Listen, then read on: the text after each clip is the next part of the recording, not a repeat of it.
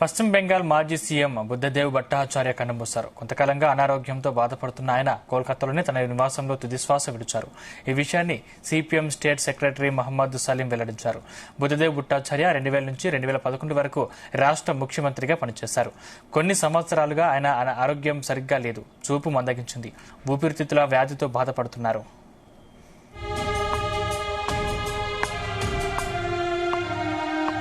బుద్ధదేవ్ భట్టాచార్య 1944 మార్చి 9న జన్మించారు. 2000లో పశ్చిమ బెంగాల్ ముఖ్యమంత్రి అయిన ఆయన 2011 వరకు సీఎంగా కొనసాగారు.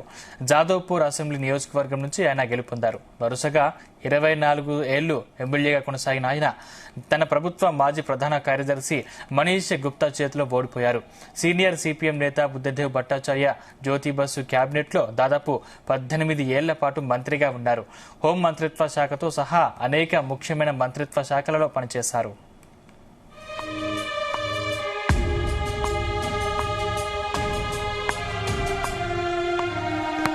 1977లో తొలిసారిగా కోసీపూర్ అసెంబ్లీ నియోజకవర్గం నుంచి ఎమ్మెల్యే సాంస్కృతిక శాఖ మంత్రిగా బాధ్యతలు చేపట్టారు. 1982 ఎన్నికల్లో భట్టాచార్య ఓడిపోయిన పార్టీలో ఆయన స్థాయి పెరిగింది. 1987లో జాదవ్పూర్ నుంచి ఎన్నికల్లో పోటీ చేసి విజయం సాధించారు. దీని తర్వాత అతను జాదవ్పూర్ నుండి ఎన్నికల్లో విజయ పరంపర కొనసాగించారు.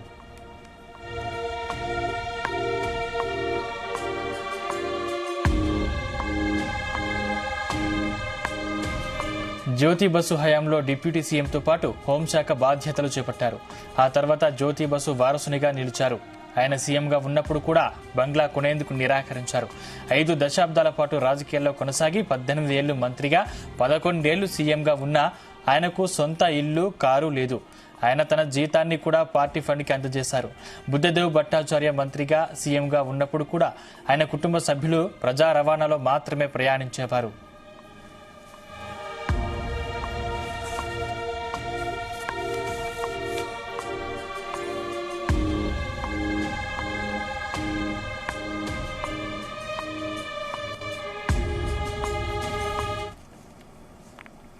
ఆంధ్రప్రదేశ్ సీనియర్ రాజకీయ నాయకుడు, మాజీ ఎమ్మెల్యే కెంబూరి రామ్మోహన్ రావు కన్నుమూశారు. గత కొంతకాలంగా అనారోగ్యంతో బాధపడుతున్నారు. ఈ రోజు తెల్లవారుజామున విశాఖలోని ఓ ప్రైవేటు ఆసుపత్రిలో చికిత్స పొందుతూ తుదిశ్వాస విడిచినట్లు కుటుంబ సభ్యులు తెలిపారు. రామ్మోహన్ రావు టీడీపీ పార్టీలో కీలక నేతగా ఎంతో కాలంగా రాజకీయాల్లో కొనసాగారు. అలాగే ఆయన 1985 సంవత్సరంలో చీపురుపల్లి ఎమ్మెల్యేగా, 1989లో బొబ్బిలి ఎంపీగా గెలిచారు. అయితే వయస్సు మీద పడటం, ప్రస్తుత రాజకీయ పరిస్థితుల దృష్ట్యా ఆయన గత కొంతకాలంగా రాజకీయాలకు దూరంగా ఉంటున్నారు.